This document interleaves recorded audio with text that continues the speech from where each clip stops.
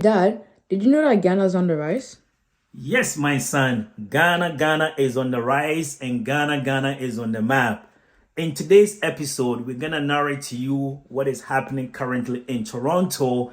And as you walk through the Dundas Street, you're going to actually see Ghana on the map in the heart of Toronto and in the heart of Canada. Get ready for this episode.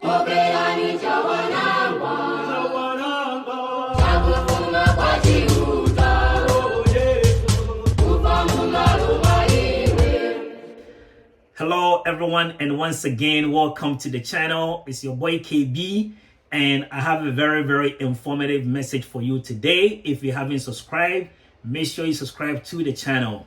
What is this topic about today? We're talking about Toronto and the new name change happening at Yonge-Dundas Square, and also how it pertains to Ghana and the slave trade and George Floyd when he died. So in this particular episode, we're going to be focusing on 4 different areas just to describe to you what is happening in Toronto. So what is the premises of this story? Toronto City Council voted on Thursday, December the 14th, 2023 to rename the Yonge-Dundas Square to Sankofa Square in 2024. The new name originates in Ghana and it means reclaiming past teachings that enables us to move forward together. So this is the motion the city council put forward, and this has been going on for the past 3 years or so, and finally they were able to vote on it to actually rename the Dundas Square. And let's talk a little bit about what this Dundas Square is about and where it's located. So the Dundas Square is located in the heart of Canada, which is Toronto, on the Yonge Street. Yonge Street is the longest street in the world, spanning over 1,000 kilometers long from Toronto to Thunder Bay and also beyond. The square was named after a British politician named Yonge-Dundas, who played a major role in delaying the abolition of the British slave trade for 15 years. In the 1792 resolution, he endorsed the gradual rather than immediate abolition of the slave trade. So this man named Yonge-Dundas, he was the one that this square was named after. And during the 1792 resolution of slave trade abolition, he actually implemented some policies that delayed the slave trade that actually linger on for another 15 years. So with his name associated with the slave trade and George Floyd being dying about 3 or 4 years ago, when it came down to the Black Lives Matters campaign and the movement, his name came up. And the people actually signed a petition to remove his name from the Canadian landmarks. And that include the Yonge-Dundas Square and also major landmarks in Canada, such as libraries and so forth. So this is where the premises of the story came from. Now the question becomes, why the change? And I've explained it.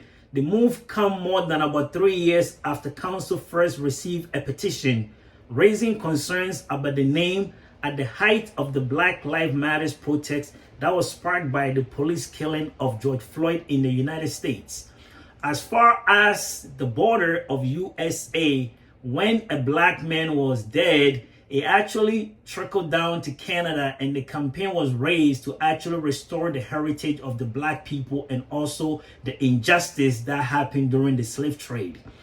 Why is it so unique about these particular names? Initially, 4 names were selected, and out of the 4, the Sankofa was the one that was selected. And let's see the meaning of this Sankofa name. So the meaning, Sankofa, is a word from the TWI language of the Akan people of Ghana, meaning to go and get it.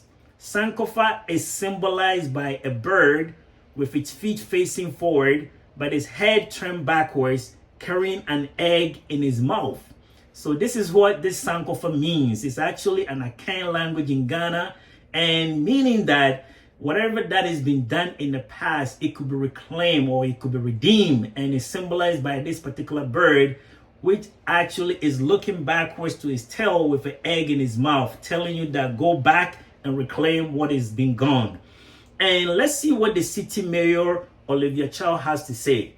It says, as per the new Toronto City Mayor Olivia Chow, adopting the name Sankofa Square recognizes the need to reflect and reclaim teachings from the past and enables us to move forward together as a nation and also as a country. So this is a new mayor that has been elected, and she was in full support of changing this name to Sankofa or Sankofa. And what she deemed necessary is that Toronto, as a multicultural nation, as a multicultural city, as a multicultural metropolitan center, this is the essence of integration and inclusivity. So she believes that beside Miami, Toronto being the second most dynamic cultural diversity city in the world, she felt the need that this will serve the purpose of moving forward, reconciliation, and also giving back to those individuals that were treated roughly and missed injustice during the slave trade and other uprising. So this is where the city council has to actually say. The city of Toronto is committed in acknowledging the impact of the transatlantic slave trade and slavery, while at the same time focusing on mitigating cost and impact on residents and business. So the city, their mayors and their council, they are fully committed to these name changes. And it's not only the Yonge-Dundas Square name that's going to be changed. There's going to be 2 subway stops that the names are also going to be changed. And the actual entire street called Dundas Street, there's a motion in place to actually change these names as well. That's going to cost quite a bit of money. So that is still in motion. Major undertaking by the Canadian government, specifically in Toronto, to move forward with the unity, the oneness, and reconciliation campaign that began long time ago. So now let's continue. A country like Ghana, the name has been adopted from Ghana. How can Ghana also be involved in this movement and also benefit financially and economically from this campaign or this movement? There are 4 different areas that I've highlighted to actually help the country if they're going to be actually take this initiative. They can actually link this to the Year of Return campaign, which the current government kind of instituted or implemented back in 2019. The Year of Return, where all the black slaves in America, Canada, or across the globe, where they have the freedom to travel back to Ghana and see the beauty, the culture, and everything that they lost in the past during the slave trade. I believe this Sankofa Square in Toronto can be linked to the Year of Return, where they can actually campaign together or bring this initiative as a joint effort to also let people know the heritage and the culture of Ghana and even the essence of the name. The second piece that I also would like to highlight is if Ghana can take this initiative or even one step further, and they can build a sister city or a sister square. Mississauga in Ontario, Canada did a similar thing.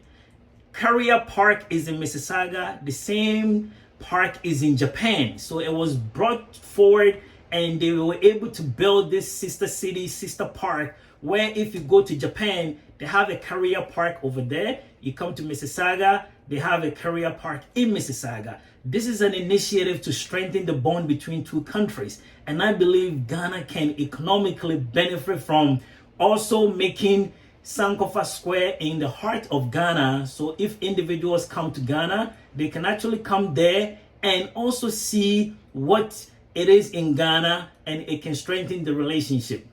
Last but not least, they can also build a museum commemorating this Sankofa Square and also showcasing some items within this museum. So if an individual come to Ghana, they can learn the rich history of the Sankofa, the rich history of the name, the symbols, and so forth. This will be a game changer for the country Ghana. And there's one last piece that I would like to add to this. Claiming naming rights. So claiming naming right, because the name was originated from Ghana, the essence and the root is in Ghana. This is another way that the Ghana government or the municipality can actually benefit by claiming naming right of this Sankofa, because everyone across the globe, now they're going to be speaking Sankofa. Everyone across the globe, now they can go to Sankofa Square in Toronto to have some peace of mind, reconciliation.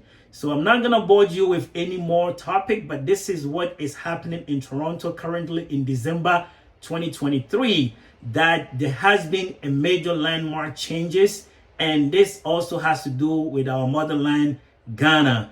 Ghana is on the rise, and Ghana has come forward in the limelight of the world.